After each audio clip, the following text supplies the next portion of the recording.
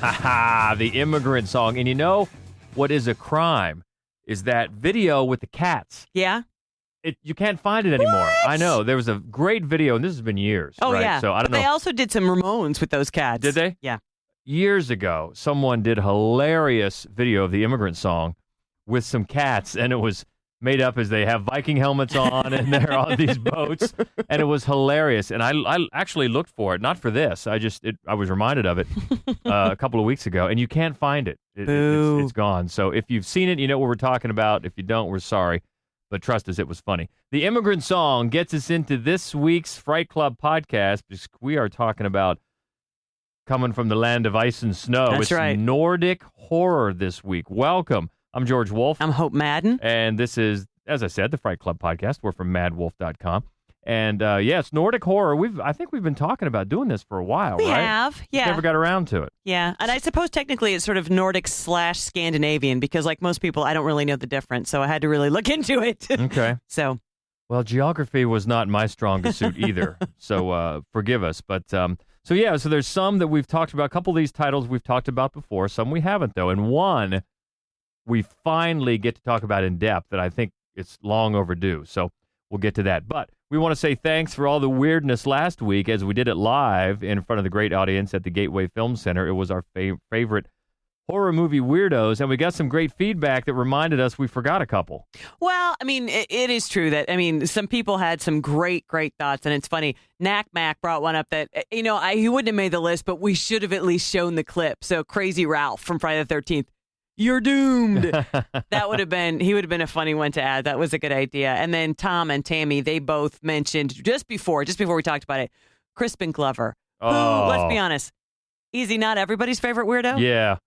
But he's at 24/7 though. Exactly, regardless of the list. But he could have been on the list for either Willard or for Friday the 13th Part 4, where he does some disco dancing. Or from that appearance on the Letterman show years ago where he got the hook.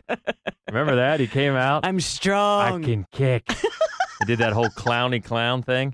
But, okay, that's a good one, though. Yeah, anytime you get Crispin Glover on the list, that's a good thing. And Dark Dave had a couple. He was sorry that he didn't say Buffalo Bill. Ted Levine from Silence of the Lambs. And then he also wanted Alex from Clockwork Orange. Ooh. Okay. Yeah. Wouldn't have thought of that one, no. But that's all right. And Monty, I'm just mentioning him because he was so happy to see Big Ronnie.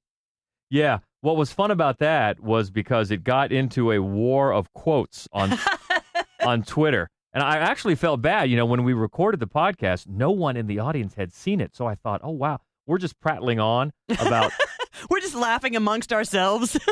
So it was kind of nice to get it. We got into this Twitter war about all the quotes of the movie. And yeah, it's just one you have to see, you have to experience. And I'm so glad it's on our list to show live on one of our next year's. 2017 lineup. People have to see this. It's just insane. And then we can all quote again. That's right. Quote each other. So yeah. And then I do want to mention, right, Andrew Sidlick mentioned that he couldn't possibly watch Bad Boy Bubby, although he liked the list and he was sorry he missed a live event. He loved May. But it's true, there's some, there's some questionable cat treatment. Yeah, and if you look around, as I did a little bit, didn't mention it when we talked about it, but there is some information out there that they possibly handled it humanely, and it's not as bad as you think. I don't want to get into that. I certainly respect your opinion on that. But if you are of a mind to it, you can find some information that maybe it's not that bad. But certainly is, again, I respect your opinion on that. But he is certainly a weirdo, Bad Boy Bubby. Yeah, he's a weirdo. But we're sorry we missed you, Andrew, at May. Hope we see you next month. Yeah, definitely. Next month is going to be December. It's late. It's December 14th, I think, because the first falls on a Thursday. Yeah. So December 14th. And just before my birthday. Yay, about a week before, 6 days before. So that'll be fun. And we're working on making it possibly be an event, a beer event for the Mad Wolf Ale with the Dayton Beer Company. I'm in contact with them. Haven't inked it yet, but hopefully there could be some fun announcements there. So an instant birthday party / beer tasting / podcast movie thing. So that should be fun. That's right, with Calvert. Yeah, we're going to show Calvert. So I know we've talked about that one a lot. But a lot of people have not seen that either. True. So it'll be fun to see that one on the big screen with all those Christmas wishes that it has in it. So, All right, that's looking ahead, but we are back to the land of ice and snow. It's Nordic/Scandinavian horror. We are into it with entry number 5 from 2010, Troll Hunter.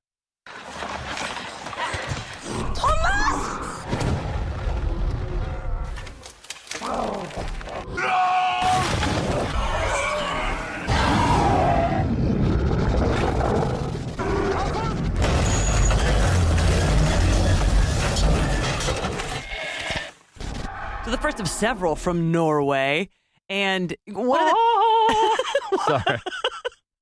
one of the first things I loved the first time I saw this movie is, you don't know a great deal about sort of Norwegian folklore outside of trolls. It seems like, from the only thing I know is, and not the DreamWorks trolls that are in the theater right now. No, not those trolls. No, the good kind.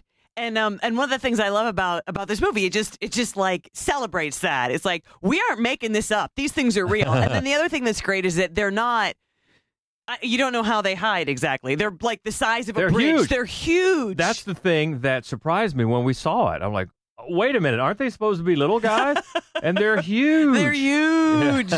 They're so big. It's so fun. It's found footage, which, as you know, is not my favorite. Right. But it's just, the approach. It really does. It has that shaky camera, ultra realism kind of a feel to it, and all of a sudden, blam, these giant trolls. And it's just jarring and fascinating. And the movie is really, really funny. Yeah, and it also, you spoke about folklore, and it contains several references to old Scandinavian folk tales. Most specifically, my favorite when I was a kid, the Three Billy Goats Gruff. Absolutely. I loved that when I was a kid. I don't know why. But, and then at one point, Thomas, the character, mentions an eating competition, a reference to the story Askeladden, which I wasn't familiar with, but certainly familiar with Three Billy Goats Gruff. And you can definitely see that because the bridges and the trolls, except once again, in the Billy Goats Gruff, they were small. Right. And they're huge. Yeah. They're absolutely enormous. And, the different characters, they say such hilarious things. And the humor is silly, but it's also quite dry, which just makes it land all the better, I think. Well, and also because we wouldn't know them, but many of the characters are played by Norwegian comedians. Oh, okay. Very famous Norwegian comedians. So they're very high profile. Not to us, but so they know what they're doing in the comedy department. Yeah, it's just a funny movie, and the hunter he's a great character. Allegedly a bear hunter, but not really. And and it's just borderline horror. Really, it's definitely a horror comedy, and there's not a great deal of blood or gore or anything, but it is a monster movie, and it's a very, very fun one. Yeah, and another one that we wanted to mention, not a comedy, but from the Netherlands, and talking about folklore, is one called Borgman. From 2013. Weird, just so weird, but very effective. Again, borderline horror. It's more psychological. Yep. And very, very strange. But spooky. Very spooky, and it has some great visuals. And there's definitely some bloodshed. But it's really, really weird, kind of a head trip, but very effective, and really based on a very certain folk story from the Netherlands. So if you want to check out Borgman, please do that. And then Rare Exports that we've talked about before. It's from Finland, and it's not exactly a horror, but it is, and it's a comedy. Christmas. And it's so good. It's such a great movie. And and it's a really great one as the season approaches. It's a great Christmas horror film. Yeah, that's a lot of fun. From Finland. Yeah, so number 5 from Norway, Troll Hunter, 2010. Number 5 on our list of Nordic horror. Moving up to number 4, another favorite. It's made a few lists for good reason. From 2009, another Norway entry, Dead Snow.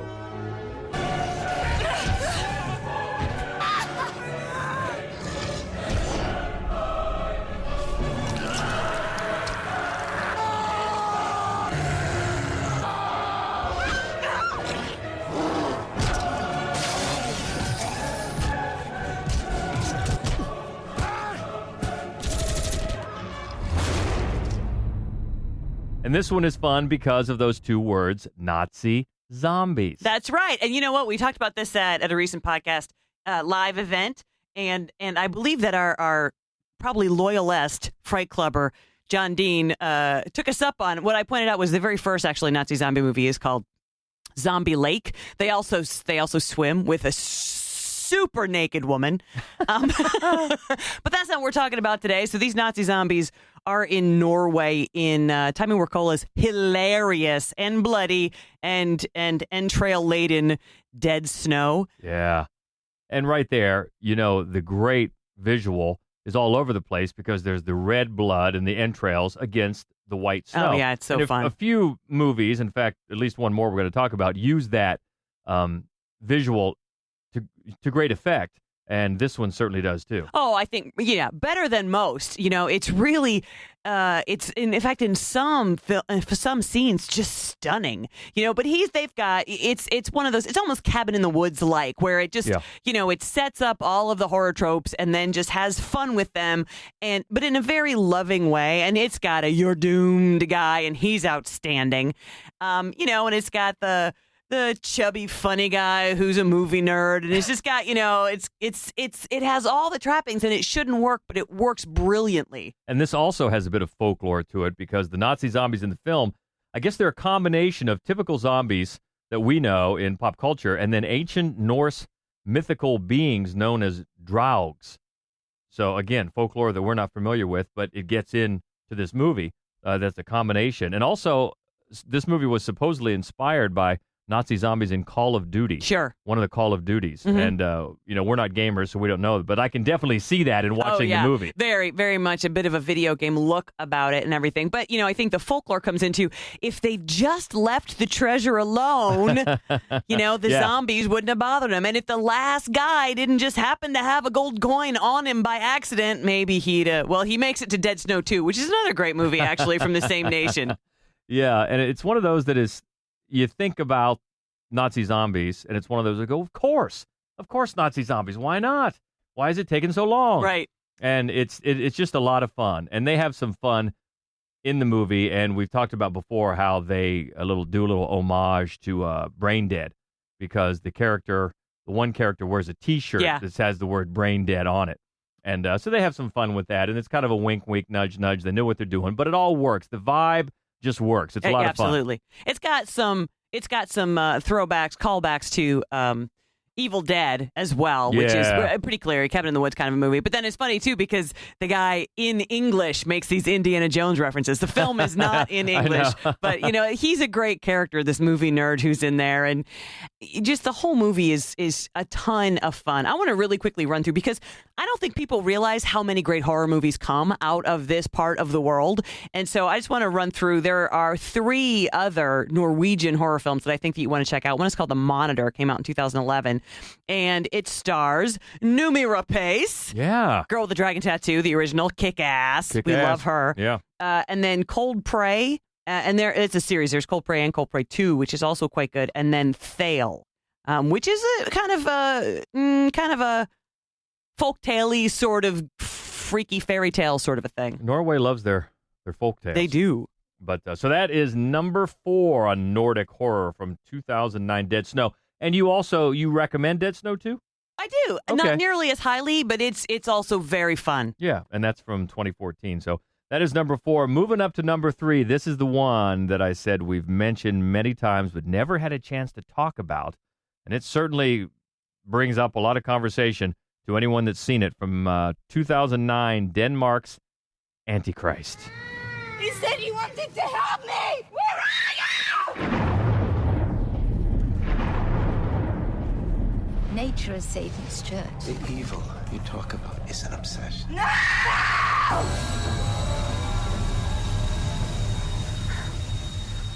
Did you want to kill me? Not yet. So this is Lars von Trier, which right away, any movie... Happy-go-lucky. Yeah, he just loves people. Any movie that he does is going to be really ready for dissection. And some... We've seen most of them. And some I like very much, some I don't. But he's one of those guys that whatever his issues, and he appears to have some, I want to see what he's doing. And this one, it got a lot of press that it was so scandalous, and I liked it. I loved it. I liked it a lot. And it's very, very psychological. A lot of people might say this one is borderline horror, although it's very horrific. if this sort of stuff is not your bag, and there's another movie that we'll talk about next, actually, it's kind of the same way. But it's so horrific and so psychological and yet beautiful. Oh, yeah. As his movies often are. Yeah. In fact, the opening, 20 minutes or so of this are just mind-blowing in how beautiful they are. And there's this music playing, and this opening sequence is just, before it turns into incredible grief, it's so beautiful. It is. Well, yeah, it's funny. The opening you don't really have a sense of where you're going from there, right? The opening is just this sort of melancholy poetry on screen. So beautiful, so painful, so just stunning. And then the rest of the film is really a depiction of grief, and then a descent into madness, and then it's a cabin in the woods horror film. Yeah, and it gets into some very infamous sequences, right? Things that are shown, but it's depending on what country. I mean, some of the advertising for the film poster would just have a pair of bloody scissors. Yeah, and it received a special, I guess they called it an anti-award from the jury at Cannes. They typically award a movie that promotes spiritual and humanist values. This ecumenical jury decided to award this film an anti-award for its misogynistic views, which is, I mean, he's had that charge labeled at him, I think, with good reason, many times, but to give him an award for that, an anti-award, that's yikes. Yeah. I don't know that I necessarily see that here. And in this movie. Okay. Right. But you can see it in other movies. Sometimes. Here's the thing. And Sam Peckinpah was often considered a misogynist, and I think the truth is, for me, both of those very talented directors just hate people. I think it's misanthropy, and so that means that they hate women. But I mean, I honestly do. I think that Lars von Trier. And here's the other thing. I think most of his films, almost all of his films, you take a sort of blameless female character and drop her in the position where the world is unspeakably cruel to her, and I think. I didn't really come up with this theory until I watched Nymphomaniac. I think he's the female character in all the films. It didn't occur to me until Nymphomaniac, but especially Nymphomaniac, yes, absolutely. That was clear. So anyway, I think that's where he sees himself, is in that female lead that he puts into these excruciating circumstances. I agree, and this was the first part of his quote trilogy of depression, which includes Melancholia, which I also liked a lot, and then the two-part Nymphomaniac from 2013. And I think because we liked Melancholia, we liked the first Nymphomaniac. I think it was setting up something that didn't come in Nymphomaniac 2. Yeah, I did not care for this. What I didn't like in part 2 was that the fact that he was the central female character became so clear. Yeah. He was just shaking his fist and saying, I am what I am, and the world doesn't understand me. And then it was just that totally fell apart for me. So I definitely agree with you there. But we're getting off the track of this movie. But it's really a beautiful, as you say, rumination on grief. Yeah. And then into madness. And everybody got carried away with a couple of things. They got carried away with that fox. Sure. Because that was weird. Yeah. And then they got carried away with the sexual violence. Yes. But at its heart, it was effective. Very effective. Let me say this. People go see Lars von Trier. People who do go see Lars von Trier films, you kind of gird your loins. You're expecting to be punished, right? But I think the traditional Lars von Trier fan is not a horror film fan. And I think that's where this one became disappointing to them, because that last act is a horror movie. Not only that, it's basically a horror movie we've seen many times. It's just played a bit differently. But it is your very typical cabin in the woods film where they go into the woods and things just turn into madness that get out of control and horrible things happen. And somebody that's trusted turns into a violent psychopath. Yeah. And that's not uncommon in this genre. But I think people who like art house movies didn't expect it and didn't care for it. Yeah, and we've had that discussion before about expectation and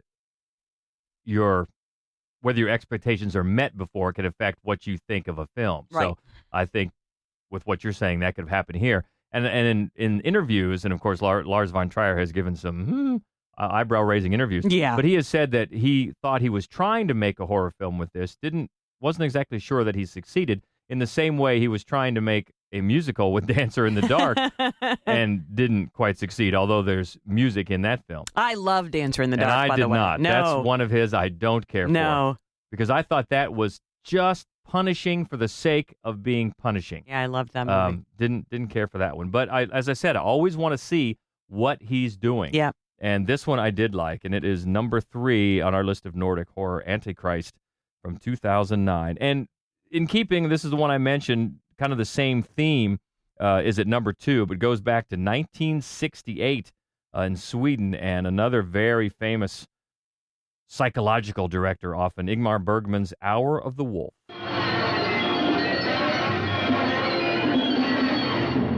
Ingmar Bergman's Hour of the Wolf. The hour in which reality becomes a mockery of madness, and masks hide behind faces. The hour of all final moments. Ingmar Bergman's Hour of the Wolf.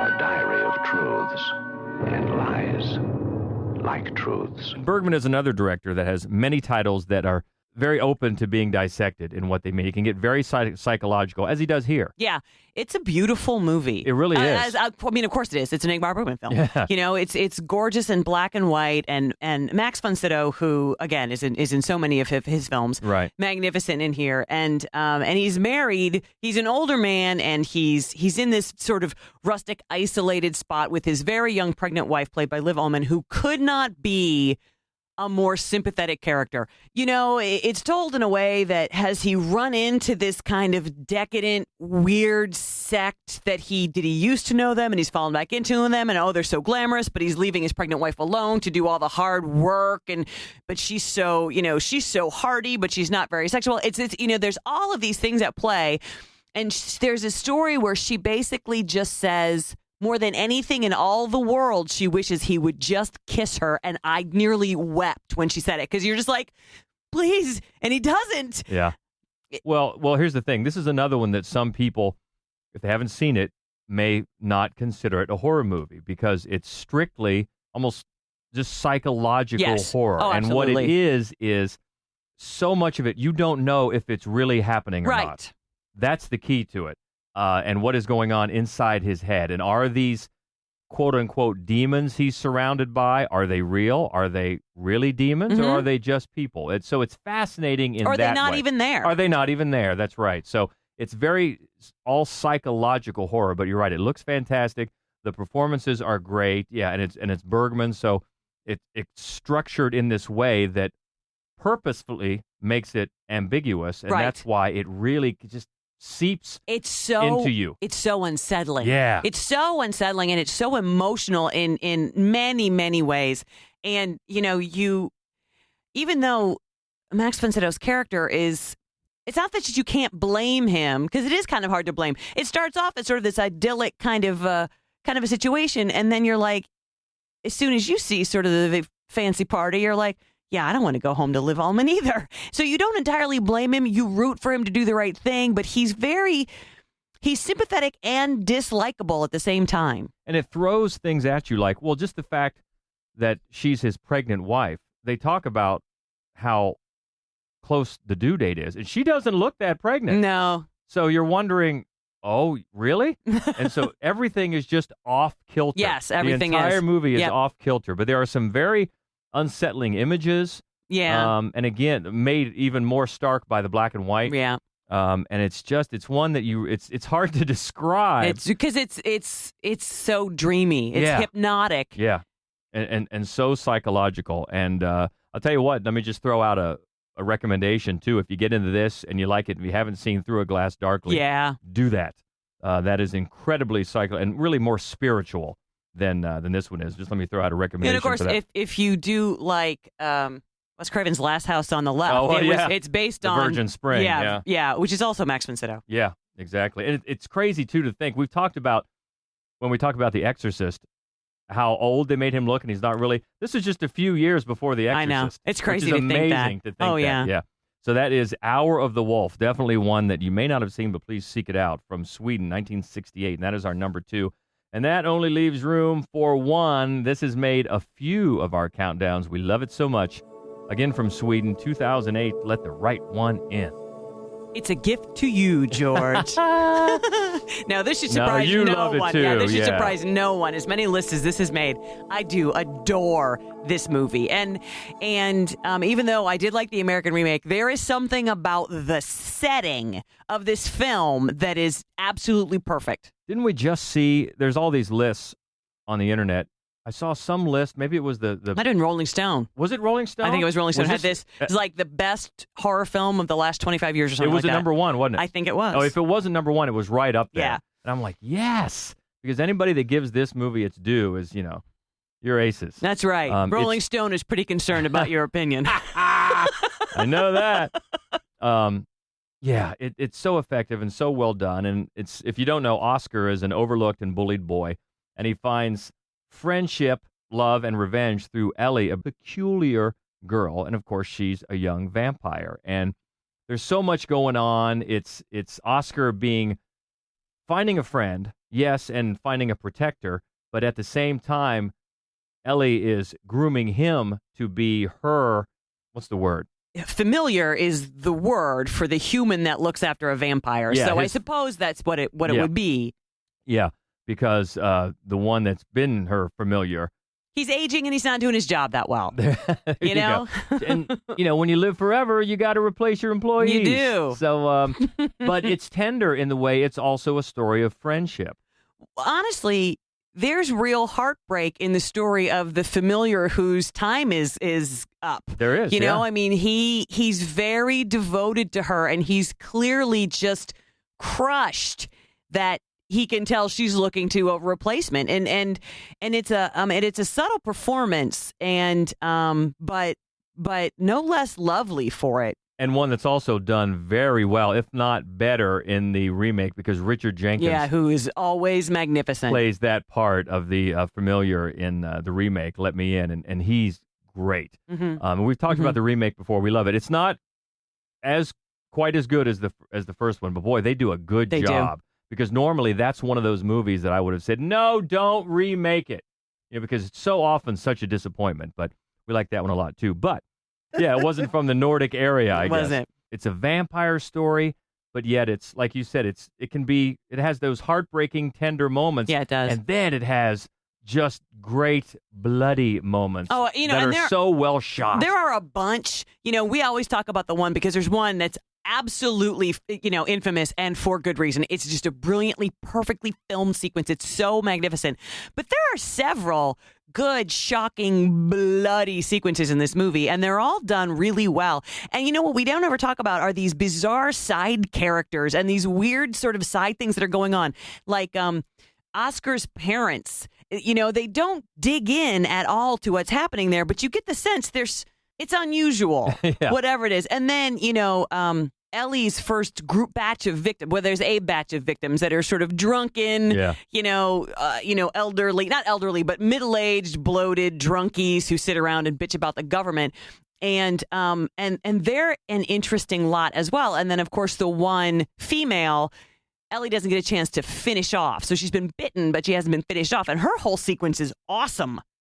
And I love when, obviously, the title comes from the old horror vampire staple of what you have to invite a vampire in. But I love that sequence when... Oh, it's beautiful. Yeah, when Oscar has to decide. That's when he makes the choice that he sees what's going on and he's just going to let it be because he's become so attached. I love that sequence. Yeah, it's beautiful, and it's I think it speaks not only to what he's willing to do for her, but what she's willing to do for his friendship as well, because she comes in anyway knowing what's going to happen. Yeah, exactly, and that is Let the Right One In.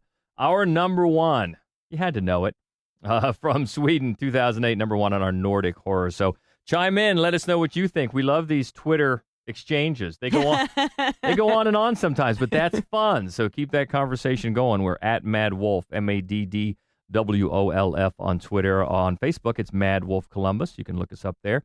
of course, Golden Spiral Media takes the comments as well. They host this podcast for us, which we always appreciate. You can send us a message, and we will get it on there as well. So plenty of ways to reach out, and we hope you do. And, of course, we hope you can come see us if you're in the Central Ohio area and celebrate Christmas and Hope's birthday on December the 14th at the Gateway Film Center. We're going to show Calvert. That should be fun. I can honestly think of no better way to celebrate my birthday than with Calvert. All right. I'm super excited. Mark it down. If you want to, if you're hankering for an extra horror movie review every Saturday, I do a Saturday Screamer on screenrelish.com. Pop over there. And I want to say one other thing that we didn't mention, could have made the list. When Animals Dream from 2014. Oh, yeah. It's a great coming-of-age werewolf kind of thing that's really worth checking out from Denmark. And we definitely want to say we finally got the taping down to return the favor to our buddies Vince and Grant from In the Record Store podcast. They had us on a few weeks ago on their podcast to talk about our favorite horror movie scores. And so now we're going to return the favor. They're going to join us in a couple of weeks